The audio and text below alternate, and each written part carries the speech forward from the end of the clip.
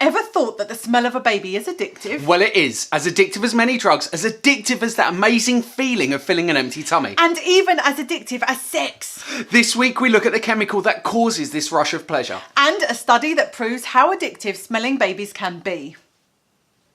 Fun Fact Friday, week 171. The smell of your newborn is as addictive as drugs.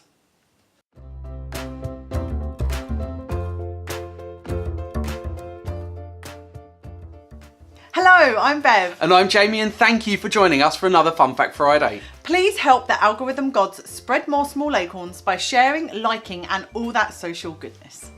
A peruse around the web would make you think that the new baby smell is a myth. However, whilst not fully understood, the newborn baby smell has been proven to be as addictive as food, sex, and meeting addictive cravings. Have you ever been crazy hungry and finally got your hands on that piece of food you've been longing for? Do you remember the pleasure of meeting that need? Those first few bites. That surge of pleasure you felt was caused by dopamine. Dopamine is the Hamlet of brain chemicals. It's responsible for telling the individual neurons to fire or not to fire. It influences signals and pathways within the brain and serves as the gatekeeper of motivation, emotion, and social behaviour.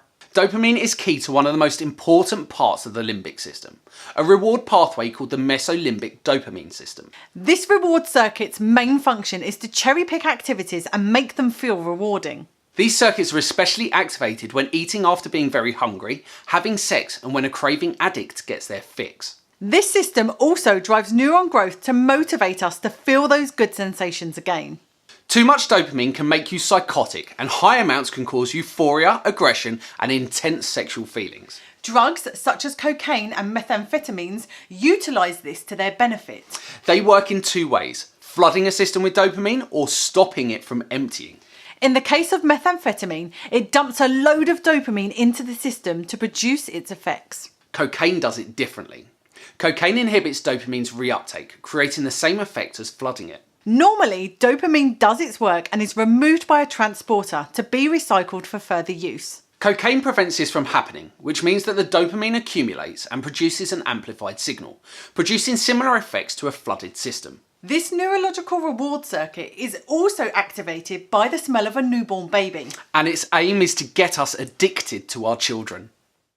One study looked at a set of women. Half were new mums and the other half had never given birth. All participants were non-smokers and the new mums were all breastfeeding. They were asked to smell two different smells whilst undergoing scanning of their brains by fMRI. One of those smells was odourless, whilst the other was from one of 18 newborn babies. It should be noted that the babies were not related to the participants. Those smells were collected from each of the 18 babies' undershirts that had been worn for the first 2 days after birth. Once collected, they were flash frozen at minus 80 degrees Celsius to preserve their smell and stop them changing until the time when they were needed. All women showed activity in the reward parts of the brain, with new mothers showing more activity. In fact, the new mothers' reward centres responded so strongly that there was a marked statistical difference when compared to the non-mothers. Bonus fact! This isn't the first time that studies have looked at mothers and the smell of their babies. In 1984, women were given 3 hospital gowns to sniff and 80% of them were able to guess which one their child had worn.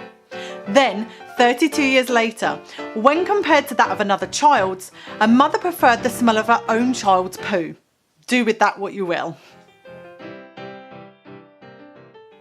Researchers are not entirely sure what the smell is or how it is caused, but there are a few theories. Some suggest it may be the smell of leftover amniotic fluid, whilst others propose it could come from a baby's sweat glands. Then there are some that think it may have something to do with a cheesy, waxy-like coating that babies are born with, called Vernix caseosa or just Vernix. It's still fairly common to rub the Vernix off a newborn. Yet Vernix is so good for the skin, the beauty industry has been studying it for years, something we discovered in week 147. So don't rub it off, rub it in. So, what about us dads? Do we have the same reaction? It's thought that dads do have a similar reaction, but there are yet to be any studies to prove it in the same way. But there have been other studies that prove a dad's sense of smell can be just as effective as a mother's. In 1988, they asked 15 mothers and 12 fathers to smell 2 different bottles of amniotic fluid and decide which one belonged to their child. 12 of the 15 mothers were able to guess correctly, whereas all bar 1 of the fathers were correctly able to distinguish their child's. Smell-based bonding can work the other way too. Babies know their mother's smell and they can tell the difference between their mother's milk and that of another. It's thought that there may be similar reward centres being activated in babies' brains too. Of all of our senses, smell is the sense that we're least aware of. It kind of flies under the radar. Yet it does much of the heavy lifting, tying together memories, learning and emotions. Almost everyone has a memory that can be triggered by certain smells. The magic of it is, the more we interact and the more we smell, the more we are rewarded and the stronger the bond becomes. So smell your baby as often as you can. You'll get rewarded for it, and your bond will grow stronger with each and every sniff. Hashtag best outro ever. What, out of the 20 odd ones Out we of the did? 20 million that we recorded, that was definitely the best one. Ever thought that the smell of...